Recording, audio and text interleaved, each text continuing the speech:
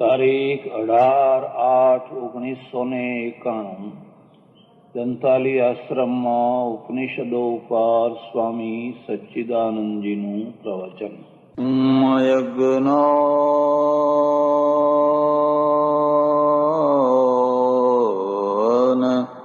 તિમિરાંધસ્ય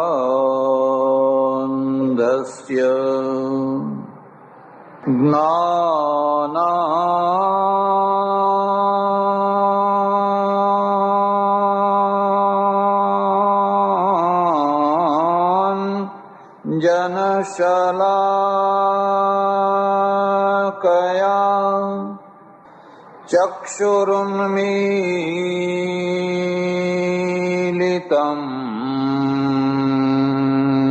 યેન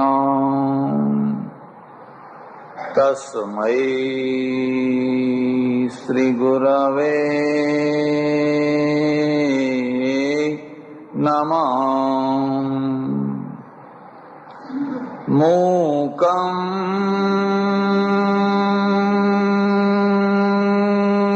કરોતિ વાચાલં પંગું લંઘયતે ગિરિં યત્કૃપાતમહં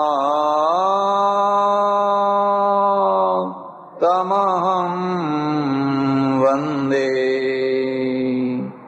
પરમાનંદમાધવં. નમોસ્તુતે વ્યાસવિશાલબુદ્ધે ફુલ્લારવિંદાયતપત્રનેત્ર યેન ત્વયા ભારતતૈલપૂર્ણઃ પ્રજ્વાલિતો જ્ઞાનમય પ્રદીપ.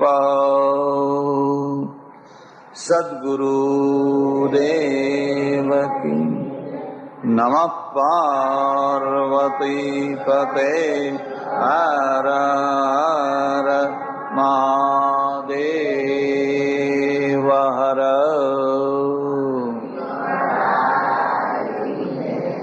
આ વાસ્ય ઉપનિષદના મંત્રોનો પ્રસંગ ચાલી રહ્યો છે.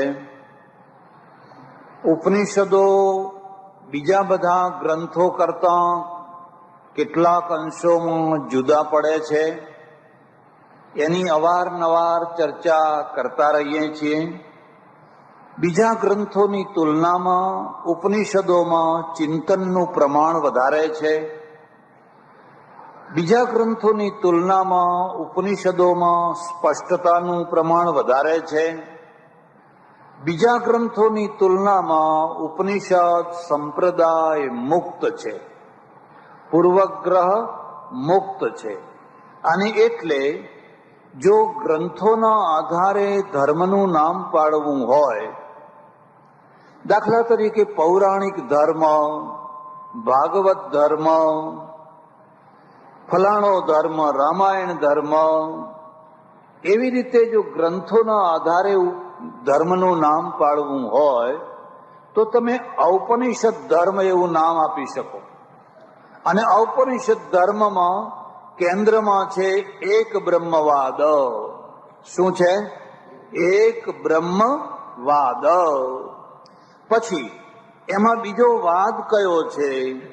એમાં બીજા વાદનું નામ છે ધરાતલ ઉપરની વાસ્તવિકતા. તો અત્યાર સુધી તમે જે મંત્રો સાંભળ્યા એ મંત્રોમાં 3 ભેદ તમે જોયા. પહેલા મંત્રની અંદર બ્રહ્મ છે, એ બ્રહ્મથી સંસારને આચ્છાદિત કરો અને જે તમને ભોગો પ્રાપ્ત થયા હોય એને અનાસક્તિથી ભોગવો. બીજા મંત્રમાં કર્મ ઉપર ભાર મૂક્યો. કર્મ કરતા કરતા તમે જીવન જીવો એવો ભાર મૂકવામાં આવ્યો.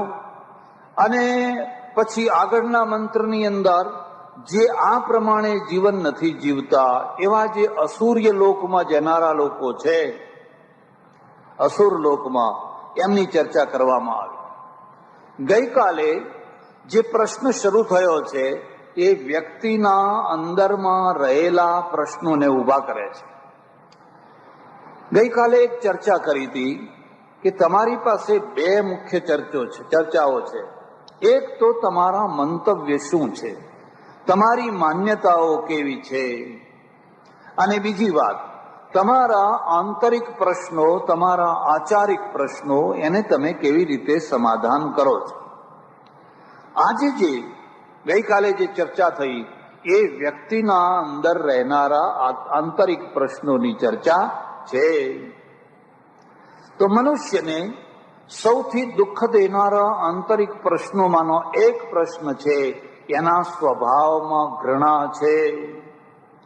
તતો ન વિજુગુપ્સતે, પછી એ કોઈના પ્રત્યે નફરત કરતો એવો મંત્ર આવ્યો. હવે એ જ મંત્રને બીજી રીતે વધારે સ્પષ્ટ કરવા માટે આગળ લખે છે, યસ્મિન સર્વાણિ ભૂતાની આત્મૈવાભૂત વિજાનતઃ તત્ર કો મોહ કઃ શોક એકત્વમ અનુપશ્યતઃ. બહુ સુંદર મંત્ર છે. એમાં માણસના અંદર રહેલા બે પાછા જે દોષો છે એ બે દોષોનું સમાધાન કરવાનો પ્રયત્ન કરે છે. પણ એ બે દોષોની ચર્ચા કરું એને સમજવા માટે થોડી ભૂમિકા સમજવી જરૂરી છે. ધ્યાન દેજો, 4 મુખ્ય વાત છે. લખવા હોય તો લખી લીધો. 4 મુખ્ય વાત છે. દેહવાદ 1, આત્મવાદ 2, દેહાત્મવાદ 3 અને વિશ્વવાદ.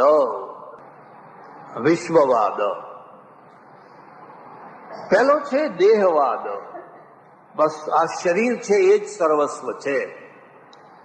શરીરને સુખ મેળવવું, શરીરને સુખી કરવું એ જ લક્ષ્ય છે.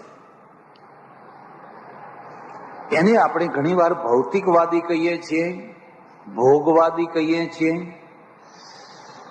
જે નામ આપવું હોય. પણ એમનું લક્ષ્ય એટલું જ છે કે માત્ર આ શરીરને સુખ મળવું જોઈએ. આ દેહવાદ છે. પછી એક બીજો વાદ છે, એનું નામ છે આત્મવાદ. આ શરીર પડે ખાડામાં, દુનિયા પડે ખાડામાં, સગા વાલા કુટુંબી પતિ પત્ની ફલાણું ફલાણું એ બધા જાય ખાડામાં. માત્ર આત્માનું કલ્યાણ થવું જોઈએ, માત્ર આત્માનું કલ્યાણ થવું જોઈએ. આત્માના કલ્યાણ માટે સગા બાપને છોડવો પડે તો છોડી દેવો, માને છોડવી પડે તો છોડી દેવી, ઘરને છોડવું પડે તો છોડી દેવું, પત્નીને છોડવી પડે તો છોડી દેવી, છોકરાઓને છોડવા પડે તો છોડી દેવા, પણ આત્માનું કલ્યાણ કરી લેવું, આનું નામ છે આત્મવાદ. જરા ભેદ સમજશો તમને ખ્યાલ આવશે. ત્રીજો વાત છે દેહાત્મવાદ. મારે શરીરનું કલ્યાણ કરવું છે અને આત્માનું પણ કલ્યાણ કરવું, બેયનું એક સાથે, બંનેનું એક સાથે. શરીરને મારે કઈ લેવા દેવા નથી એવું નહીં, એ કોરા આત્મવાદ. શરીરનું પણ કલ્યાણ કરવું છે અને આત્માનું પણ કલ્યાણ કરવું છે. તો એ કલ્યાણ કેવી રીતે થઈ જાય? તો 2 શબ્દો લખી લેજો, પ્રેય અને શ્રેય.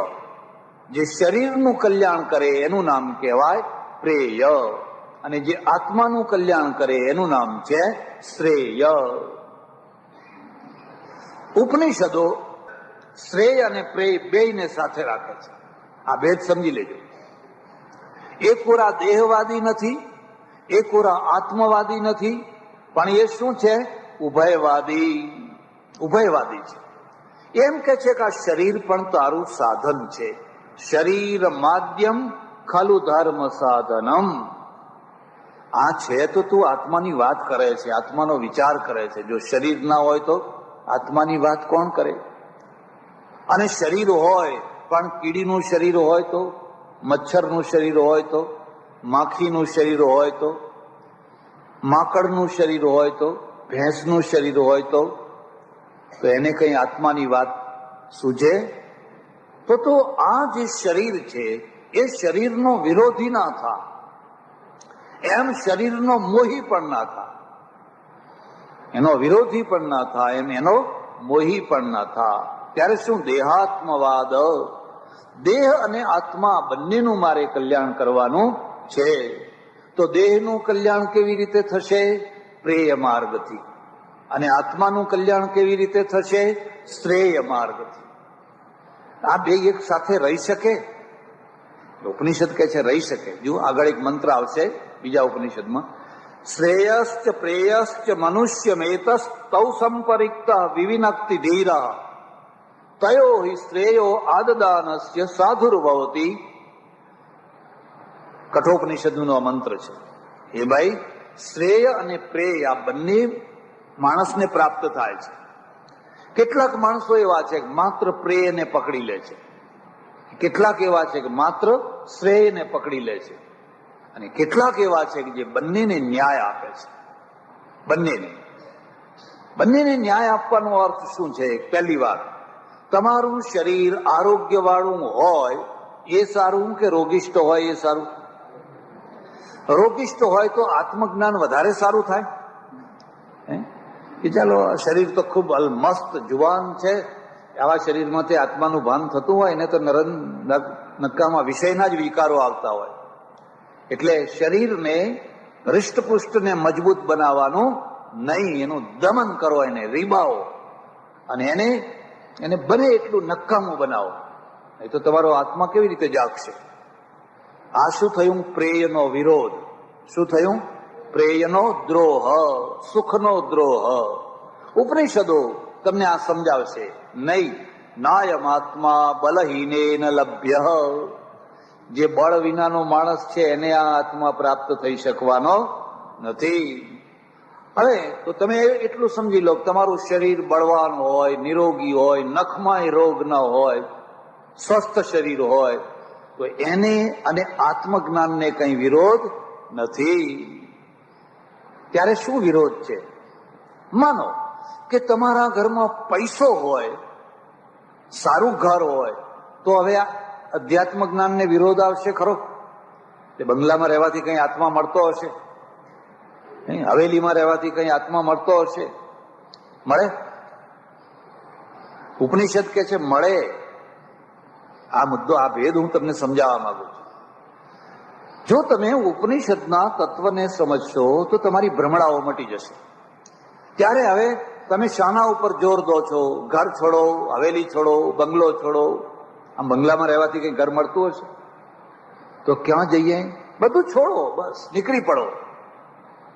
ઉપનિષદ કે છે ના, અહીંયા તમને જોશો કોઈ નીકળી પડતો નથી. કોઈ કહેતા કોઈ નીકળી, જોકે તમારામાં કોઈ નીકળવા તૈયાર નહીં જોવાય. હું જોર લગાવું તોય ના મહારાજ તમે એટલે ઘડાય અમારે. પણ ઉપનિષદની માન્યતા, એની ધારણાઓને તમે સમજી લેશો. એ કહે છે તમને સરસ શરીર હોય, સ્વસ્થ શરીર હોય, સારું મકાન હોય, હવા ઉજાસ હોય, એમાં ખાવાનું પીવાનું સારું હોય, એને અધ્યાત્મને, આત્મવાદને કોઈ વિરોધ. દરિદ્રતાના સાથે આત્મવાદ એવું નહીં. પ્રેયની સાથે શ્રેય. પ્રેયને શ્રેયનું પગથિયું બનાવવાનું, પ્રેયને શ્રેયનું એના ઉપર પગ મૂકીને ઉપર જવાનું, પગથિયું બનાવવાનું. ચાલો, ત્યારે હવે તમારે એક છોકરું અહીં બેઠું છે, એક અહીં બેઠું છે, એક ઘરમાં રમી રહ્યું છે, પત્ની છે, ભાઈઓ છે, વગેરે વગેરે છે. આખો દિવસ એની કડાકૂટ ચાલતી હોય છે. તો આત્મા મળે ખરો? આખો દિવસ છોકરા રમાડ કરો, હવે એમાં કઈ આત્મા મળતો હશે? ત્યારે શું કરશો? આ છોકરા છોડો, એ છોકરાની માને છોડો, આ બધું છોડો. નહીં, ઉપનિષદ એવું એ પક્ષમાં એ કહે છે છોકરા રમાડતા રમાડતા તમે કેટલા અંતર્મુખ રહી શકો છો, એ જ અધ્યાત્મ વિદ્યા છે. એ જ અધ્યાત્મ વિદ્યા છે. ઘરમાં રહેતા રહેતા કેટલા ઘરથી મુક્ત રહી શકો છો, એ જ અધ્યાત્મ વિદ્યા છે. કુટુંબમાં રહેતા રહેતા તમે કેટલા લેપાયમાન નથી રહી શકતા, એ જ અધ્યાત્મ વિદ્યા છે. ફરક ખ્યાલ આવે. ઘણા લોકો ઘરમાં રહેતા હોય પણ એમનામાં ઘર રહેતું ના હોય, એમનામાં ઘર ના રહેતું હોય, એ ઘરમાં રહેતા હોય. ઘણા લોકો ઘરથી બહાર રહેતા હોય પણ એમનામાં ઘર રહેતું હોય, એમનામાં ઘર રહેતું હોય. અમારે સાધુઓ છે, એ સાધુઓ પરિચય આપે એટલે ઘણી વાર શું કે આ આમના પૂર્વાશ્રમમાં એમના પિતા કલેક્ટર હતા, દરબાર હતા, રાજા હતા, ઠાકોર હતા, હવે ઘર છોડ્યું છે. હવે એની શું જરૂર છે? અત્યારે કોણ પૂછે છે કે તમારા પિતા કલેક્ટર હતા, પટાવાળા હતા? અને કલેક્ટરનો છોકરો બહુ સારો સાધુ થાય અને પટાવાળાનો છોકરો સારો સાધુ ના થાય, એવું કોઈ લખી આપેલું છે? એવું લખી આપેલું? ત્યારે હવે એ માણસે ઘર છોડ્યું છે પણ મનમાંથી ઘર નીકળ્યું. તો ઘણી વાર તો પોતે જ કે હું કલેક્ટર હતો, બીજાના પાસે કેવડાવે હું આમ હતો, હું આમ હતો. અરે હતા તો થઈ જાઓ પાછા, હતા એના એ કેમ બોલો છો? કારણ કે એને ઘર છોડ્યું છે પણ અંદરમાંથી ઘર નીકળ્યું. અમારે સાધુઓ માટે કહેવામાં આવે છે તમારા પૂર્વાશ્રમ માટે બને એટલું મૌન રાખો, એ વિશે વધારે ચર્ચા કરો. અત્યંત જરૂરી હોય, ના છૂટકે કંઈ કહેવાની વાત હોય તો જ કહો, બાકી એના વિશે વધારે ચર્ચા કરો. એટલે ઉપનિષદ શું માગે છે એ સમજી લેજો. એ તમને ઘરમાં રાખવા માગે છે પણ તમારામાં ઘર રાખવા માંગતું નથી. એટલે એવા ઘણા ભક્તો હોય બધા સંપ્રદાયોમાં, હિન્દુઓમાં, જૈનોમાં, બૌદ્ધોમાં, મુસ્લિમોમાં વગેરે વગેરેમાં ઘણી સ્ત્રીઓ હોય એ ઘરમાં રહેતી હોય, ઘરમાં રહેતા હોય પણ એમનામાં ઘર રહેતું હોય નહીં.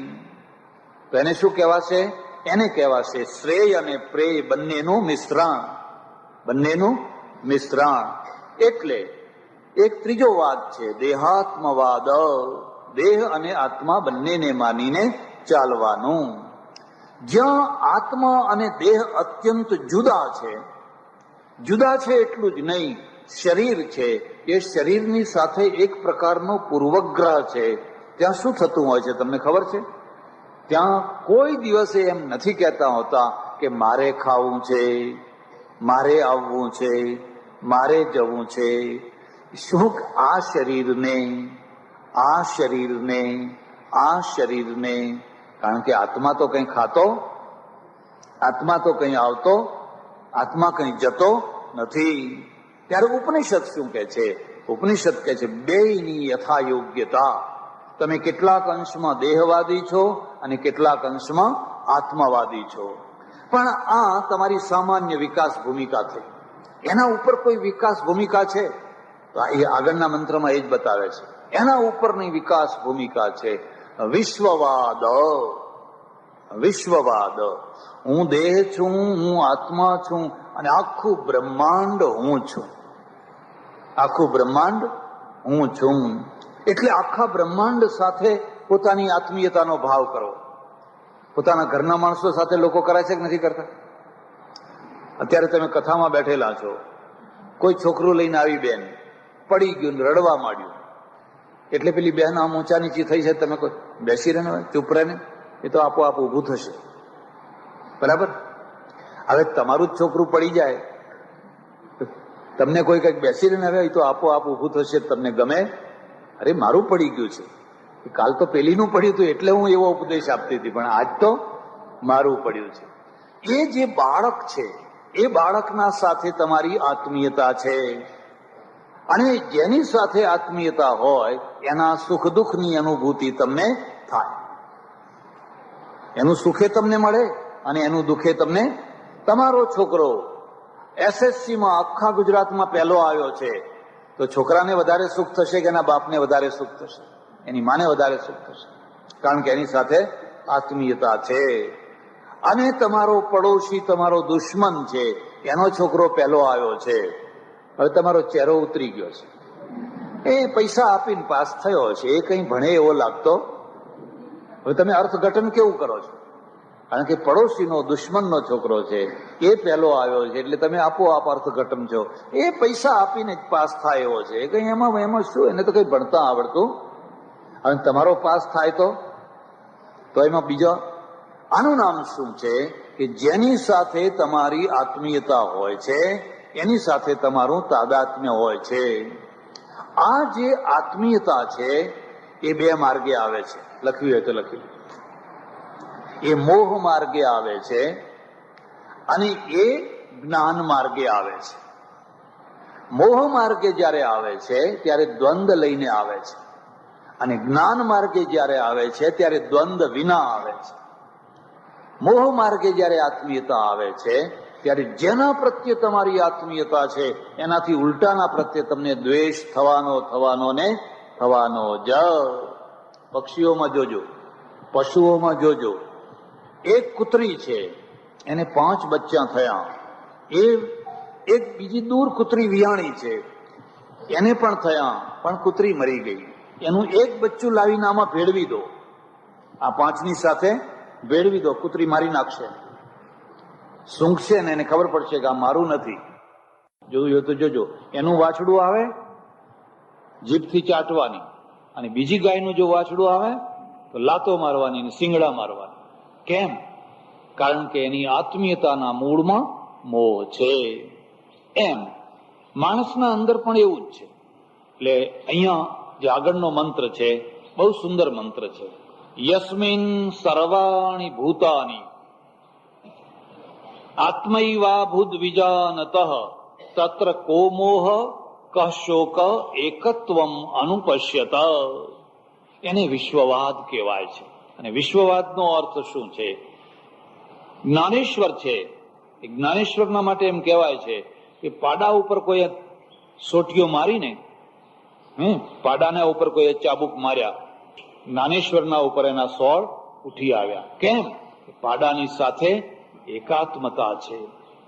ગાંધીજી છે, એક ગાડામાં બેઠા છે, અને ગાડું ચલાવનારને પરણો આટલી આળવાળો પરણો છે. વારંવાર આર ગાંધીજીએ કહ્યું, ભાઈ તું બળદને આળ મારીશ, કારણ કે મને વાગે છે. એ પેલા મારનારને વાગે છે. એ તો કાયમ રોજ એ જ કામ કરે છે, અને રીઢો થઈ ગયો છે. રીઢા થયેલા માણસોની લાગણીઓ બેર મારી જાય.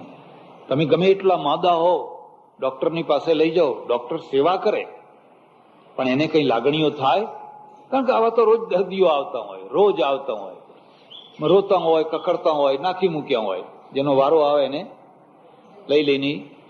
કારણ કે જ્યારે તમને એકની એક વસ્તુ સતત થયા કરે સંપર્કમાં, એટલે પછી તમારી લાગણીઓ રહે. આ જ મુદ્દાને જો વધારે આગળ વધારવો હોય તો તમે ભગવાનના સમીપમાં સતત રહો, તો ભગવાન ઉપર પણ લાગણી રહે. ભગવાનની પાસે રહેનારા હોય ને એને એમ થાય કે તારે પેટલા જ જોવા જઈએ તો સારું, પેટલા જ જોવા જઈએ તો એને સંસાર જોવાની ઈચ્છા થાય. કારણ કે ઈશ્વરનું જે સામીપ્ય છે એના કારણે એની લાગણીઓ મૂળ થઈ ગઈ છે. એટલે લાગણીઓને સતત જીવંત રાખવા માટે વચ્ચે વચ્ચે વિયોગની જરૂર છે. એટલે વૈષ્ણવો પડદા પાડે છે, હવે નહીં, હવે ભગવાન નથી, હવે બપોરે, હવે એમ કે જયારે ઊંઘીને ઉઠશે નિદ્રામાંથી ત્યારે. હવે જો એને સતત પાસે ને પાસે રાખો, નજીક ને નજીક રાખો, તો કોઈ લાગણીઓ થાય? એક બીજી વાત યાદ રાખજો, સુખ અને દર્શન એ બંને ક્ષણિક છે. સુખ અને દર્શન એ બંને ક્ષણિક છે, અને ક્ષણિક છે ત્યાં સુધી જ સુખ છે ને ત્યાં સુધી જ દર્શન છે. જો તમને સતત દેખાયા કરે પછી એ દર્શન ના માટે, પછી એમાં દર્શન પણ રહે. એટલે થોડીક વાર દેખાય અને બંધ થઈ ગયા. ઘણી વાર લોકો અહીં આવે, વગર ટાઈમે આવે, વહેલા મોડા આવે, ન ગમતા ટાઈમે આવે. પછી હું એમને પૂછું, કેમ આયા છો? તમારા દર્શન કરવા માટે. એટલે દર્શન તો 2 મિનિટના હોય, 1 મિનિટના હોય, પતી ગયા. હવે કલાક થાય, 2 કલાક થાય, 4 કલાક થાય, ઉઠવાનું નામ લે તો એને જોઈને મને કંટાળો આવે ને મને જોઈને મુદ્દો સમજાય છે. હવે મને એમ થાય કે આ તો દર્શન કરવા આવ્યો હોય તો દર્શન તો થઈ ગયા, હવે ઉઠતો કેમ નથી? એ મને કંટાળો આવે, અને મને જોઈને એને કંટાળો આવે. એટલે હિન્દુઇઝમની આ બીજા પાર્ટને તમે સમજી લેજો. બીજા ધર્મસ્થાનો છે એ પ્રાર્થના માટે છે, ઉપાસના માટે છે. આપણા ધર્મસ્થાનો છે એ દર્શન માટે છે. પ્રાર્થના ઘેર કરવાની, પ્રાર્થના તો ઘેર કરવાની. ઘેર બેસીને તમે પ્રાર્થના કરો, તમારું નાનું મંદિર હોય એના આગળ.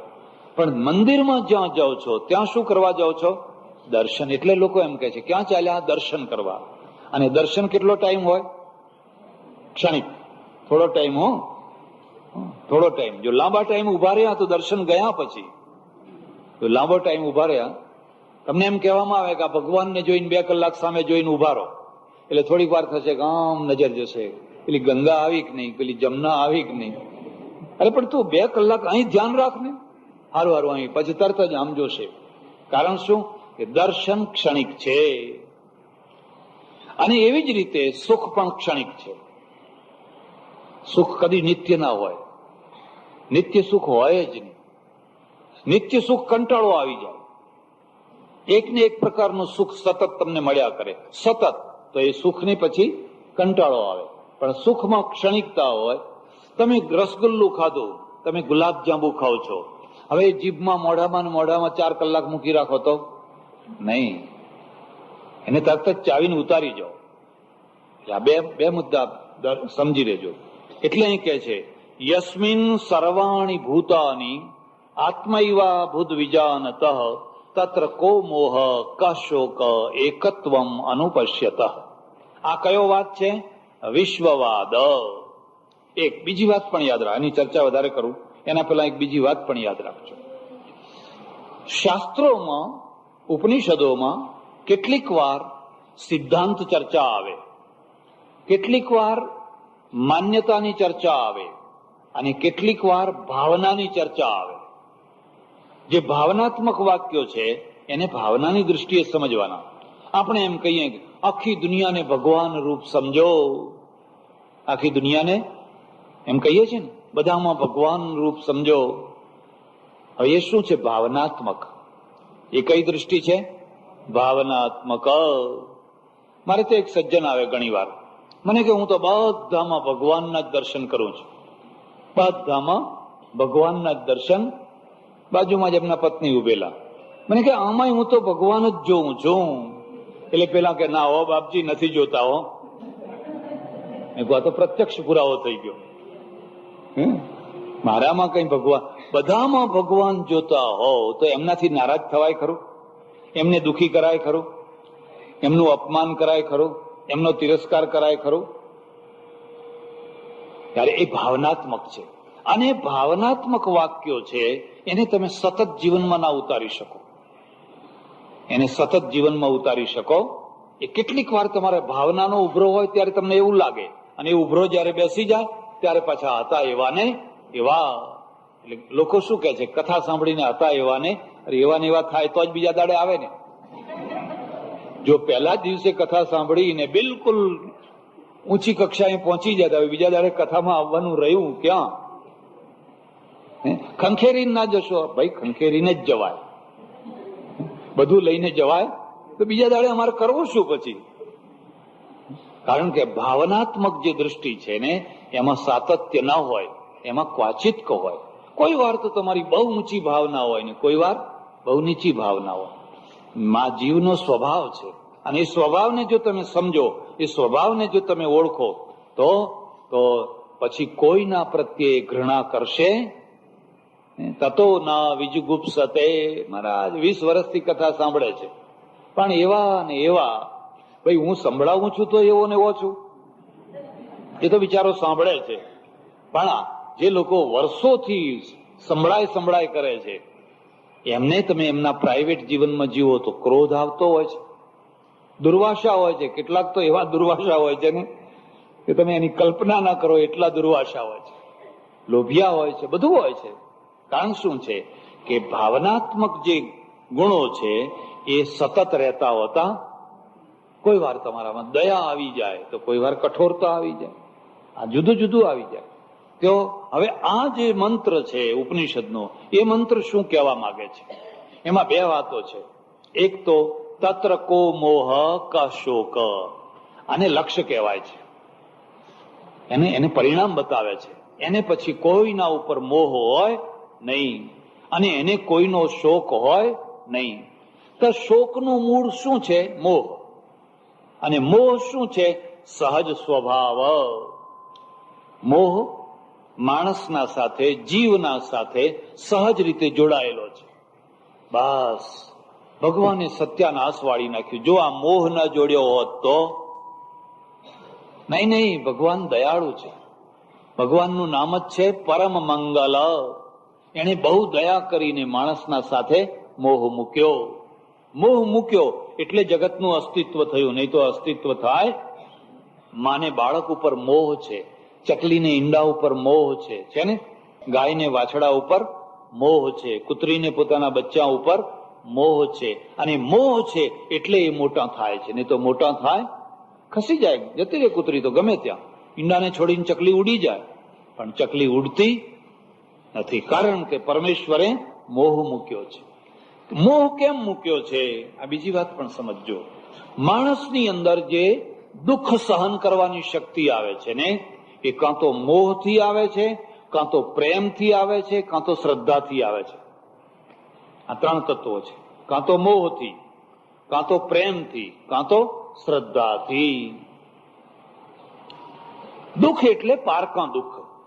દુઃખ એટલે પારકા દુઃખ. નહીં તો માણસ સ્વાર્થી થઈ જાય. માણસ છે, એને પિક્ચર જોવા જવું છે, એને ઊંઘવું છે, એને ઊંઘ આવે છે, પણ છોકરું સાજું છોકરું નથી, એટલે એ પિક્ચર જવાનું છોડી દે છે, ઊંઘવાનું છોડી દે છે. આ દુઃખ જે હસતા હસતા સહન કરે છે, એનું મૂળ કારણ શું છે? મોહ. અને મોહ ના હોય તો આવું દુઃખ કોઈ સહન કરવા તૈયાર થાય નહીં. બાળક માટે માં જેટલું તપ કરે છે, એટલું તપ કોઈ બ્રહ્મજ્ઞાની બ્રહ્મ માટે નથી કરતો હોતો. એટલું તપ માને કરવું પડતું હોય છે. એથી વધારે તમને કહું, એ જે સ્ત્રી છે, એ સ્ત્રીને પોતાનું દાંપત્ય સુધારવા માટે, પોતાના દાંપત્યને સાચવવા માટે, પોતાના દાંપત્યને અખંડ રાખવા માટે જેટલું તપ કરવું પડે છે, એટલું તપ કોઈ યોગીને કરવું પડતું હતું? કારણ કે પતિ દેવ, પેલા દેવ નહીં હો.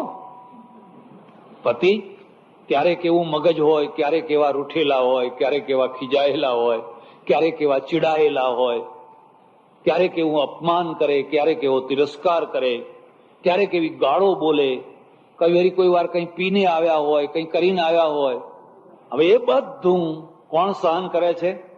આ ઓછું તપ છે. આ ઓછું તપ છે. અને એ તપ કરે છે એટલે એને દાંપત્ય મળે છે. પણ એ તપ કેમ કરે છે? મોહ. એ તપ કેમ કરે છે? મોહ. પરમેશ્વરે મૂકેલો છે. એવો જ પુરુષને આ મોહ મૂકેલો છે. અને મોહ છે એ સંસારનું મૂળ છે. એટલે મોહ પણ સંસારની એક કક્ષા સુધી મંગલ છે, એક કક્ષા સુધી માંગલિક છે. પણ જે કક્ષાએ એની સમાપ્તિ થવી જોઈએ, એ કક્ષાએ જો સમાપ્તિ ન થાય તો મોહ શોકનું મૂળ છે. મોહ છે એ શોકનું મૂળ છે. શોક વધારે કોને? જેને મોહનું પ્રમાણ વધારે, એને શોકનું પ્રમાણ વધારે. પતિ ઉપર મોહ છે, પત્ની ઉપર મોહ છે, પુત્ર ઉપર મોહ છે, વગેરે વગેરે કોઈ વસ્તુ ઉપર. અને પ્રબળ મોહ છે, પ્રબળ મોહ છે. અને મોહ ભંગ થયો. શું થયું? મોહ ભંગ થયો. ભંગ થવું ને બહુ દુઃખદાયી છે. એટલે ભલા થજો. કેટલા માણસો દુઃખ ભંગના કારણે દુઃખ. ઘર ભંગ. શું છે? ઘર ભંગ. એક માણસનું ઘર ભાંગી ગયું. અર્થ સમજ્યા તમે? એનો અર્થ સમજ્યા તમે? એ માણસ કેટલો દુઃખી હોય, કારણ કે એનું ઘર ભાંગી ગયું. ઘર ભાંગી ગયું એટલે પેલું ઈંટ વાળું ઘર નહીં હો. એ પડી ગયું ચોમાસામાં, એ તો બહુ સરળતાથી બનાવી શકાય. પણ ઘર ભાંગી ગયું. ઘર એટલે પત્ની, એ મરી ગઈ. હવે એનું ઘર ભંગ. અને એ જે મરનાર સ્ત્રી છે ને, એ બહુ સદગુણી હોય, બહુ સદગુણ. એનામાં બીજો કોઈ ગુણ હોય કે ન હોય, પણ એનામાં એક જ ગુણ હોય મારો પતિ સુખી થાય, મારો પતિ દુખી થાય. સમર્પિત. હવે એ ઘરભંગ થયો, રડ્યા કરે. હવે આખી જિંદગી પછી રડ્યા કરે. એનું રડવું ક્યારે મટે? બસ કોઈ જગ્યાએ મોહની નિવૃત્તિ થાય ત્યારે. અને મોહની નિવૃત્તિ થાય એટલે ભગવદ્ ગીતામાં શું કહ્યું છે? નિર્માન મોહા જીતસંગ દોષા અધ્યાત્મ નિત્યા વિનિવૃત્ત કામા દ્વંદ્વૈર વિમુક્તા સુખ દુઃખ સંગૈ ગચ્છન્ત્ય મૂઢા પદમવ્યયમ તત. પહેલો શબ્દ વાપર્યો નિર્માન મોહ. એના મોહ હવે ઉતરી ગયા. સારું થયું, ભગવાન તારી સદગતિ કરે. હવે મારે રડવું, કોઈ આગળ પાછળ જવાના એ જવાના જ છે. પરમેશ્વર તારી સદગતિ કરે. હવે હું છે, મારી બાકીનું જીવન છે એ મારી મેળે જીવી લઈશ. સમજણથી, ક્લેશથી, દુઃખથી ઉફ નહીં કરવું, કોઈને કહીશ નહીં. અત્યાર સુધી જીવે. હવે રોજ યાદ કરે, ગરમ પાણી રોજ મળતું હતું, તમે એને ગરમ કરતા હતા, એ ભૂલી ગયા. પાછા એ તમને ગરમ પાણી નાવા આપતી હતી, તમે એને ગરમ કરતા હતા જયારે જુઓ ત્યારે. એ પાછું ભૂલી ગયા. એટલે આ મુદ્દાને યાદ રાખજો. મોહ છે એ સંસારનું મૂળ છે અને એનું પરિણામ શોક છે. શોક શું વસ્તુ છે? અત્યંત પ્રિય વસ્તુ, અત્યંત વાલી વસ્તુ. અકાળમાં વગર પ્રયોજને, વગર કાળે જ્યારે તમારાથી છીનવી લેવામાં આવે ત્યારે તમને શોક થાય. ધ્યાન દેજો. ચિંતા, શોક અને ઈર્ષા, આ ત્રણ તમને બાળ્યા કરે.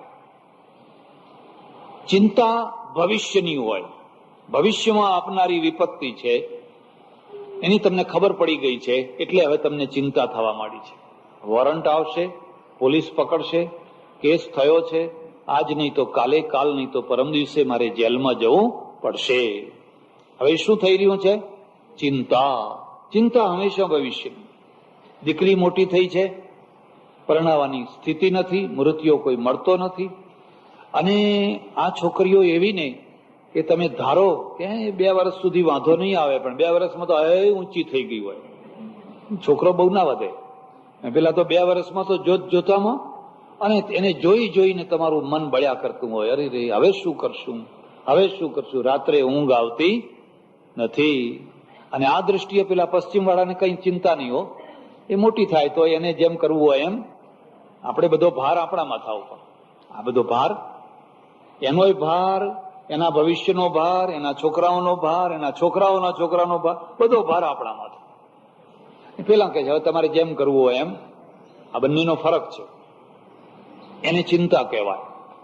ત્યારે જે ઘટી ગઈ ઘટના, જે વસ્તુ નષ્ટ થઈ ગઈ, ઘડો તૂટી ગયો, પાણી ઢળી ગયું, બરણી ઢળી ગઈ, ઘી ઢળી ગયું, હવે એનો શોક થાય. હવે એનો બંનેમાં જીવ બળબળ બળબળ બળબળ બળબળ, જીવને ચેન નથી, બળ્યા જ કરે છે. જેમ ધીમી ધીમી સગડી બળ્યા કરતી હોય, ધીમે ધીમે ધીમે ધીમે ધીમે એમ અંદરથી બળ બળ બળ બળ બળ બળ બળ થયા કરતું હોય. એક મનને બાળનારી ત્રીજી વસ્તુની વર્તમાનમાં, એનું નામ છે ઈર્ષા. ઈર્ષા શરીરને બાળે, મનને બાળે, શોક બાળે, ચિંતા બાળે. ભવિષ્યમાં ચિંતા, ભૂતકાળમાં શોક અને વર્તમાનમાં ઈર્ષા. તમારી સાથે એક સમકક્ષ માણસ છે અને તમારા આગળ નીકળી રહ્યો છે, એના વખાણ થાય છે, એનો યશ થાય છે, એ સારી રીતે પાસ થાય છે, તમને એની તરત ઈર્ષા થઈ જશે. આ માણસનો સ્વભાવ છે, આ માણસનો સ્વભાવ છે. અને મોટા મોટા મહાપુરુષોને થાય છે, વશિષ્ઠને, વિશ્વામિત્રને થાય છે. થાય છે કે નથી થતી? અને જે લડાઈ ઝઘડા પછી સામાન્ય માણસો કરે છે, એ લડાઈ ઝઘડા વિશ્વામિત્ર અને વશિષ્ઠ કરે છે. બહુ ઝઘડા થાય, બહુ ક્લેશ થાય. ઈર્ષા, આ ત્રણ છે એ જીવને બાળનારા છે. એટલે ઉપનિષદ કે છે, ભાઈ તારા અંતર જગતને મારે સુધારવું છે. અને તારા અંતર જગતનું બીજ શું છે? મોહ. તત્ર કો મોહ ક શોક એકત્વમ અનુપશ્યત.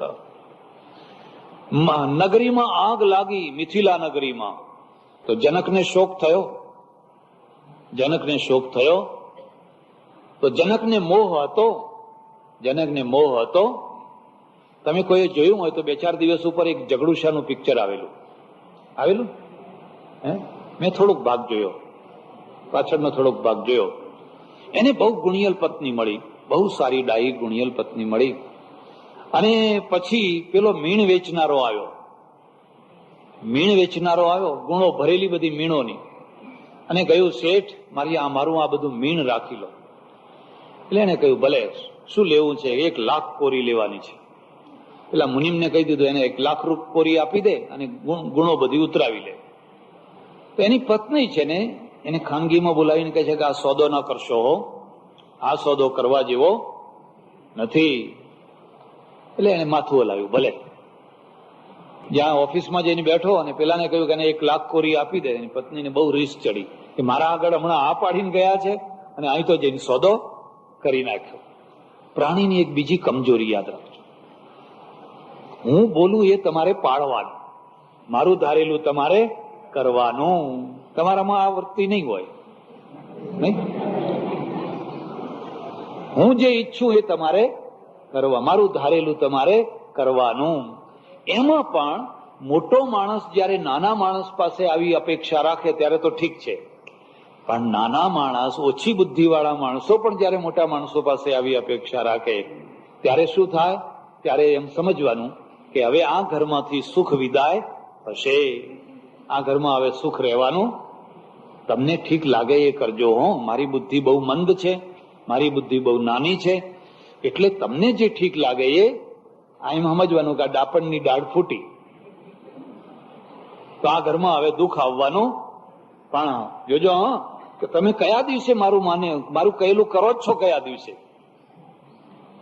એમ સમજી લેવાનું કે હવે આ ઘરમાં સુખ રહેવાનું. પેલી બાઈ છે ને, એને કહ્યું કે તમે આ સોદો ના કરશો. એટલે પેલા એને કહ્યું, ભલે. અને આવીને સોદો કરી નાખ્યો. મીણનો સોદો. એટલે એનો એક ભાગીદાર હતો. એ ભાગીદારે જઈને ઘરમાં વાત કરી કે આ જગડુશા છે, જગડુશાએ બહુ દુકાળમાં કામ કરેલું, હજારો માણસોને ખવડાવેલું, કોઠાર ખુલ્લા મૂકી દીધેલા. જૈન વાણીઓ હતો, જૈન. એને એટલું અનાજ ભરેલું, બસ ખાઓ ને ખાઓ, બીજી વાત. એટલો માનવતાવાદી હતો. એટલે એના ભાઈબંધે જઈને એની ઘરવાળીને વાત કરી, ભાઈ જગડુશાએ તો ₹1 લાખ કોરી આપીને મીણ લીધું છે. એ પેલી એ પછી કેવી, બસ મર્યા તમે, એમ કે જાઓ, આવો સોદો ના કરાય ને ભાગીદારીમાંથી છૂટા થઈ જાઓ, હમણાં જાઓ અને ભાગીદારીમાંથી છૂટા થઈ જાઓ. એટલે પેલો કે હા બરાબર છે, ગયા ભાગીદારીમાંથી. હવે બન્યું એવું, પેલી સ્ત્રીને ખોટું લાગ્યું, મારી વાત ના માનીને ₹1 લાખ મીણ ભરી દીધું છે. હવે બન્યું 2-4 દિવસ થયા હશે અને જે ગોડાઉનમાં મીણ ભરેલું ને એ ગોડાઉનમાં આગ લાગી. એટલે હતું એ તો જે ભેગું કરેલું એ બળી ગયું. અને દોડતા લોકો આવ્યા, દોડો, આગ લાગી છે. પેલી પત્ની આવી 2 બાકડી થઈને, જાઓ, આગ લાગી છે. એ કે સવારે આવીશ, તમે ચિંતા ના કરો, સવારે આવીશ. એટલે વળી પાછી વધારે રેસ ચડી કે કોઈ માણસ છે, પોતાની મિલકત બળી રહી છે. અને સવાર પડ્યું ત્યારે બધા મહેતા મુનિમ બધા દોડતા આવ્યા, કે છે આવડો મોટો સોનાનો ઢગલો થયો છે. પેલું મીણ બળ્યું તો મીણમાં સંતાડેલું સોનું, અને એ સોનું પીગળ્યું અને પીગળીને બધો થયો ઢગલો. આખું કોઈ 10-15 મણ જેટલું સોનું ઢગલો થઈ ગયો. એટલે પેલા દોડતા આવ્યા, જુઓ આ તો સોનું થયું, એમ કે.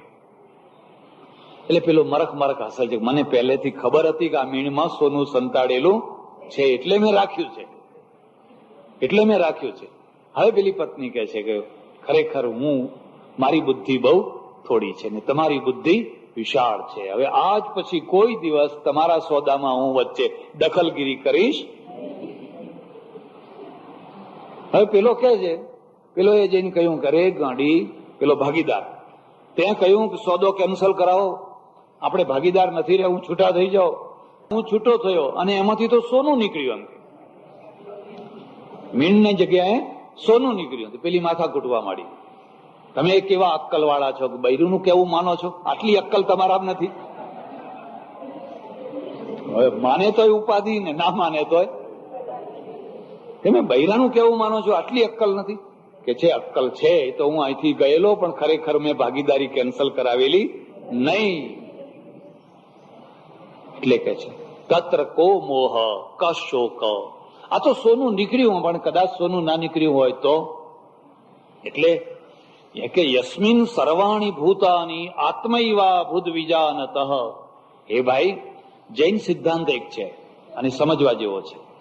આત્માનું સ્પ્રેડ, આત્મા છે એ કેવલીનો આત્મા, જ્ઞાનીનો આત્મા, મુક્તાત્મા જે છે એ વ્યાપક થઈ જાય. સામાન્ય જે સંસારીનો આત્મા છે એ શરીર પૂરતો રહે, આટલા પૂરતો જ રહે, પણ પછી એનો આત્મા બધે વ્યાપક થઈ જાય. એનો જે અર્થ હોય એ. પણ અહીંયા ઉપનિષદ શું કે છે કે જીવતા જીવતા તું તારા આત્માને એટલો વ્યાપક બનાવી દે કે આખી દુનિયાના માણસો તારા થઈ જાય અને આખી દુનિયાનો તું થઈ જાય. તો એને કયો વાદ કહેવાય? વિશ્વવાદ. વિશ્વવાદ.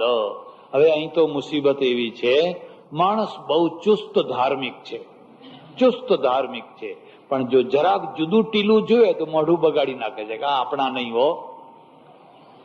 એનો વિશ્વવાદ થયો છે, એને વિશ્વવાદ થયો. જરાક જો જુદો કપડા જોઈએ કે આ તો ફલાણા દેશનો, આ ફલાણો, આ તો આ દેશનો, આ ફલા કઈ નાતના, તો ફલાણી નાતના, બસ એનું મોઢું તરત જ બગડી જાય છે.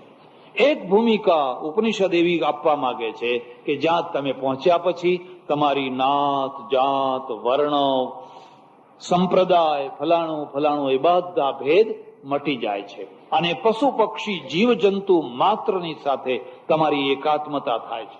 આત્મૈવા બુદ્ધ વિજાનત તત્ર કો મોહ.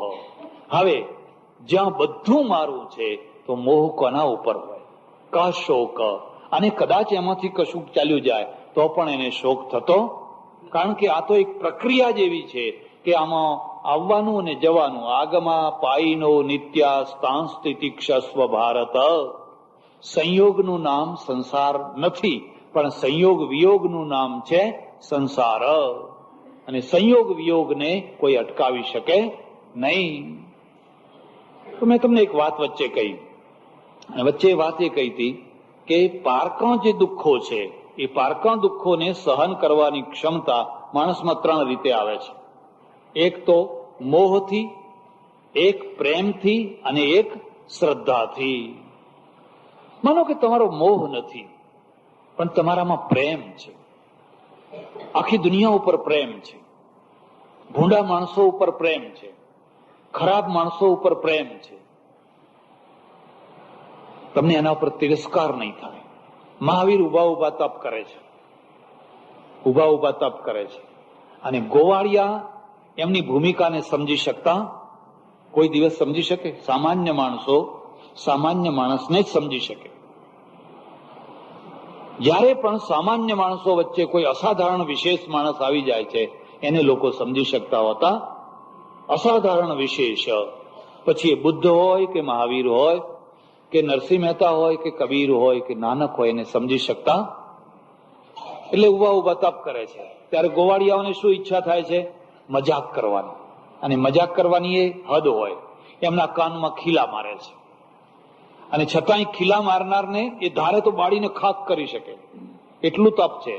અને છતાંય ક્ષમતા એમને એમ છે, અને કે છે ભલું થાવ, ભલું થાવ, ભલું થાવ, તમારું કલ્યાણ થાવ, તમારું કલ્યાણ થાવ.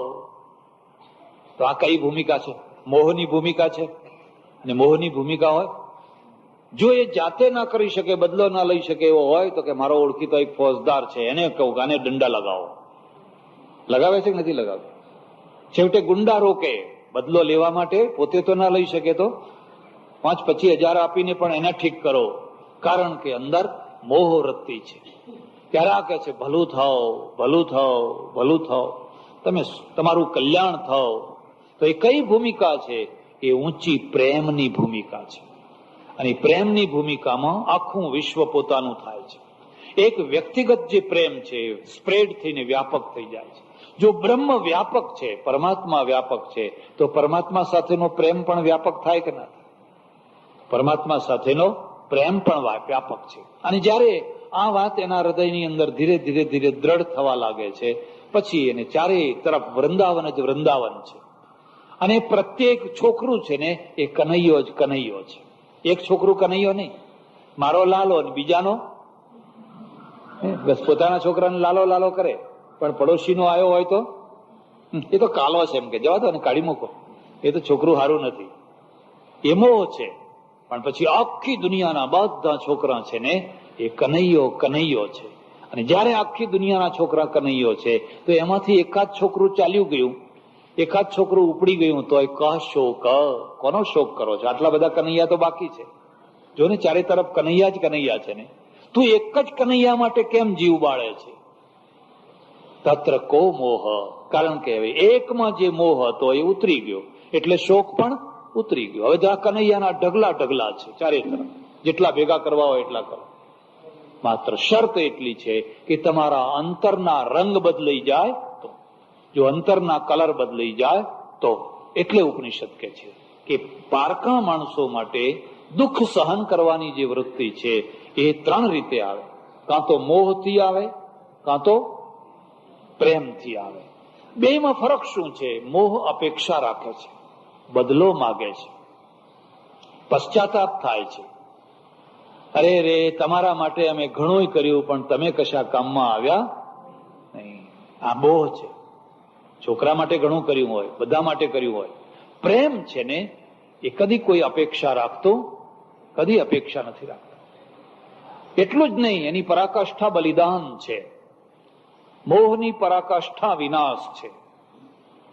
નોંધ કરજો, મોહ છે ને એ કાં તો પોતાનો વિનાશ કરે, કાં તો સામેના માણસનો વિનાશ કરે.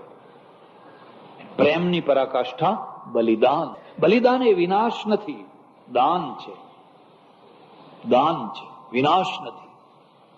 મોહ તો વિનાશ કરે. તમે નામ સાંભળ્યું હશે, સૌરાષ્ટ્રમાં એક ઘટના ઘટેલી, અને આવી તો ઘણી ઘટનાઓ ઘટતી હોય છે. ઘણી. એક ખવાસ જાતિનો એક છોકરો અને બ્રાહ્મણ જ્ઞાતિની એક કન્યા સાથે કંઈક થોડું થઈ ગયું હશે, અને પછી ધારેલું પૂરું ના થયું.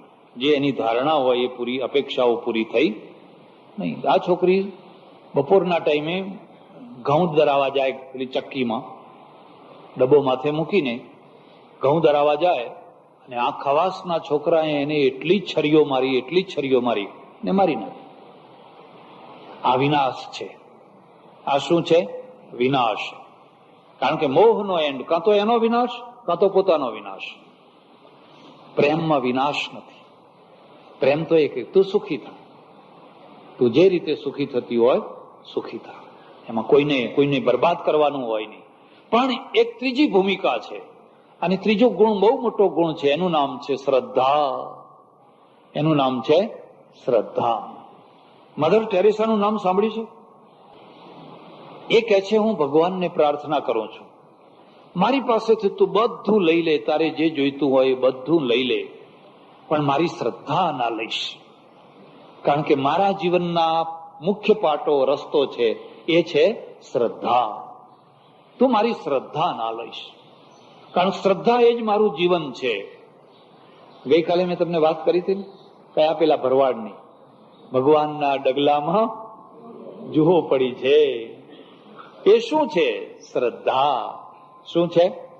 શ્રદ્ધા. તું મારી શ્રદ્ધા ના લઈશ, અને શ્રદ્ધા હશે તો હું આ દુનિયાના ગમે એટલા દુઃખો સહન કરી લઈશ, ગમે એવી વેદનાઓ સહન કરી લઈશ. કેમ? કારણ કે શ્રદ્ધાળુ માણસ છે ને એ વારંવાર કહેતો હશે, મારા ભગવાનની આવી મરજી હશે. એને કદી લોજિક ના બનાવશો, એને કદી તાર્કિક ના બનાવશો. ભલા થજો. શ્રદ્ધા અને પ્રેમ એટલા સુવાળા હોય છે, એટલા સુવાળા હોય છે કે તર્કના કર્કશ કાંટાઓ સાથે એનો કદી મેળ પડવા દેવાનો. તર્કના કાંટા તો બહુ કર્કશ છે, એ બે સુવાળા હોય છે, અને તર્કના દ્વારા ના. અને તર્કના દ્વારા કદી ના પ્રેમ થઈ શકે, ના શ્રદ્ધા થઈ શકે. એટલે કે છે, તું ગમે તે કરજે પણ મારી શ્રદ્ધા તૂટવા ના દઈશ. મારી શ્રદ્ધા કેરો દીપક મારો, ના કદી હોલવાએ, જીવન અંજલિ થાજો. માણસને શ્રદ્ધા પ્રગટી ઈશ્વર ઉપર, ધર્મ ઉપર, તત્વજ્ઞાન ઉપર, આત્મા ઉપર, ગુરુ ઉપર, સંત ઉપર, અને હવે એને એક બહુ મોટું સંબલ, એક બહુ મોટું બળ મળ્યું છે. બહુ મોટું બળ મળ્યું છે અને બળના આધારે એ જીવન જીવે છે. પ્રત્યેક દુઃખ છે ને, માનો કે એને કેન્સર થયું, એને કેન્સર થયું. એ કેન્સરમાં કહે છે, પ્રભુ તારી આવી મરજી હતી ને, ભલે ભલે તું રાજી છે ને, તારી આવી મરજી હોય તો હું કેન્સર સહન કરીશ. એનો એકનો એક છોકરો મરી જાય, એનું ઘર બળી જાય, એને નુકસાન થઈ જાય, પણ એ પ્રત્યેક વાતમાં એની શ્રદ્ધા છે ને એને બહુ મોટી હૂંફ આપે છે. મારા વાલાની આવી મરજી હશે, મારા પ્રભુની આવી મરજી હશે. બસ આવી મરજી, આવી મરજી, આવી મરજી, એના આધારે બહુ મોટામાં મોટી વેદના અને દુઃખોને સહન કરે છે. એક બીજી વાત યાદ રાખજો, વેદના વિના, દુઃખો વિના કોઈનું જીવન હોય ખરું? જેમ જીવન મોટું એમ વેદના મોટી, જેમ સુખનું પ્રમાણ મોટું એમ દુઃખનું પ્રમાણ મોટું. ભિખારીને કેટલું દુઃખ હોય? ભિખારીનું ચાદરું કોઈ ઉપાડી ગયું, રાત્રે સૂતો તો ચાદરું કોઈ ઉપાડી ગયું. હવે ચાદરું ઉપાડી ગયું તો કે આ આશ્રમમાં પેલી જગ્યાએ જઈને કે ભાઈ શેઠ એક ચાદરું આપજો, 2-4 જગ્યાએ રખડ્યા એટલે વળી પાછું મળી ગયું. જેનું સુખનું પ્રમાણ મોટું છે એને દુઃખનું પ્રમાણ પણ મોટું છે. જેના મોહનું પ્રમાણ મોટું છે એના શોકનું પ્રમાણ પણ મોટું છે. જેમ તમારો મોહ વિસ્તૃત, એટલે ભગવદ્ ગીતાની આખી ઉત્થાનિકા છે ને ધૃતરાષ્ટ્રનો મોહ. શું છે? ધૃતરાષ્ટ્રનો મોહ.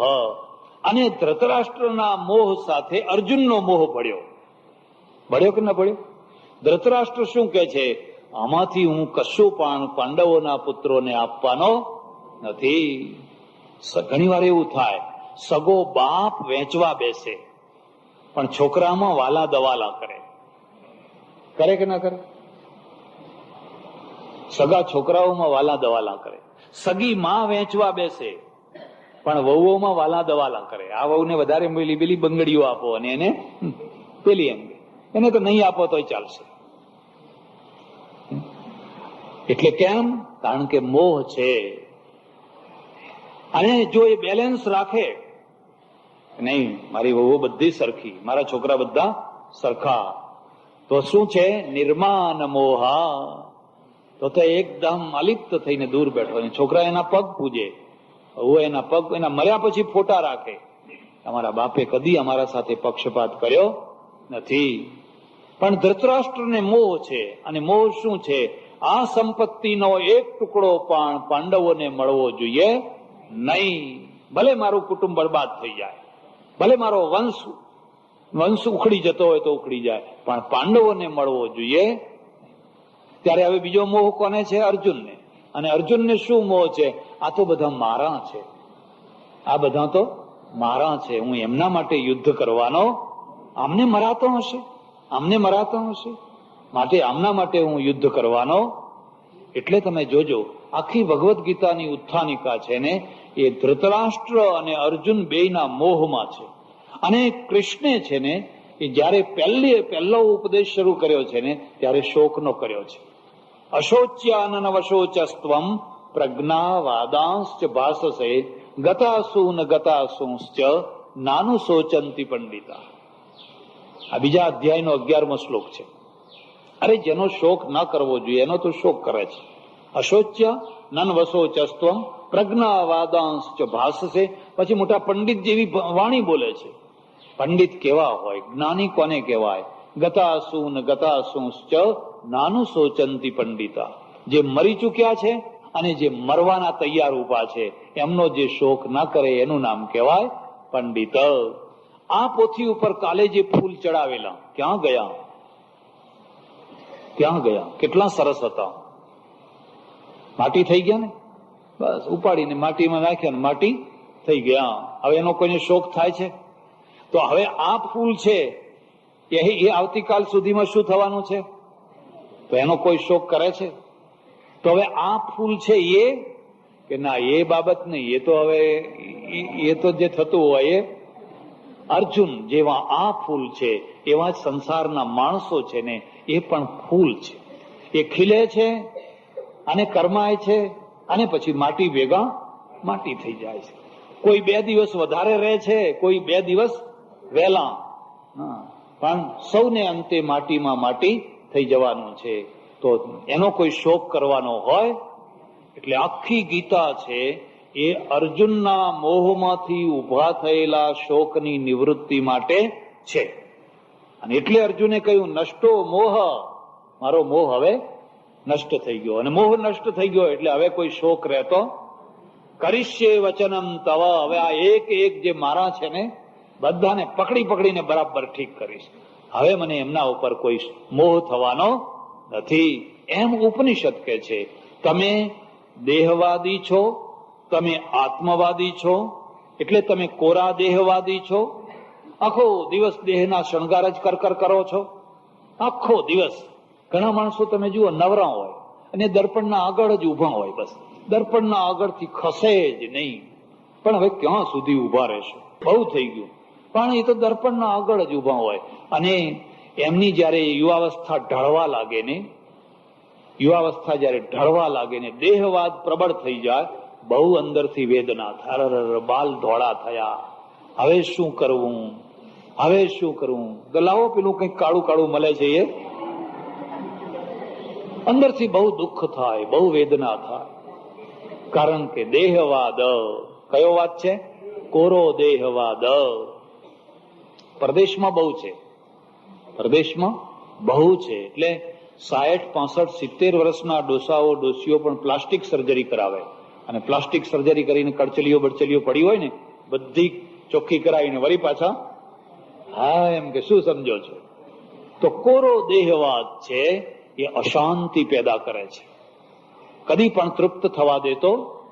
ત્યારે કોરો આત્મવાદ છે, માત્ર મારે એના શરીરને કંઈ લેવા દેવા નહીં, મારે એના શરીરને કંઈ લેવા દેવા નહીં, એમ સમજીને જે કોરો આત્મવાદ છે, એ કોરો આત્મવાદ શું કરે છે? એ તમને એક પ્રકારથી નિરસતા ઊભી કરે છે, તમારા જીવનની અંદર નિરસતા ઊભી કરે છે. ત્યારે ઉપનિષદ શું કહે છે? દેહાત્મવાદ, દેહનો સ્વીકાર છે અને આત્માનો પણ સ્વીકાર છે. બંને એકબીજાના પોષક છે, બંને એકબીજાના સહાયક બનાવવાના છે, વિરોધી બનાવવાના નથી. પણ દેહાત્મવાદ સુધી જ અટકવાનું નથી. એ દેહાત્મવાદને આખી દુનિયા ઉપર ફેલાવી દેવાનું. અને પછી આ બધા મારા છે, બધું આખું વિશ્વ છે એ મારું છે. અને જયારે આખું વિશ્વ મારું થાય ત્યારે કહે છે વસુધૈવ કુટુંબકમ સર્વમ ખલ્વિદમ બ્રહ્મ, સર્વમ ખલ્વિદમ બ્રહ્મ. ચારે તરફ મારું જ રૂપ છે. યસ્મિન સર્વાણી ભૂતાની આત્મૈવા ભૂદ્વિજાનત સર્વભૂતેષુ ચાત્માનમ ન તતો વિજુગુપ્સતે તત્ર કો મોહ કા શોક એકત્વમ અનુપશ્યતા. ઓમ પૂર્ણમદ પૂર્ણમિદં પૂર્ણાત પૂર્ણમુદચ્યતે પૂર્ણસ્ય પૂર્ણમાદાય પૂર્ણમેવાવશિષ્યતે. ઓમ શાંતિ શાંતિ શાંતિ. સદ્ગુરુ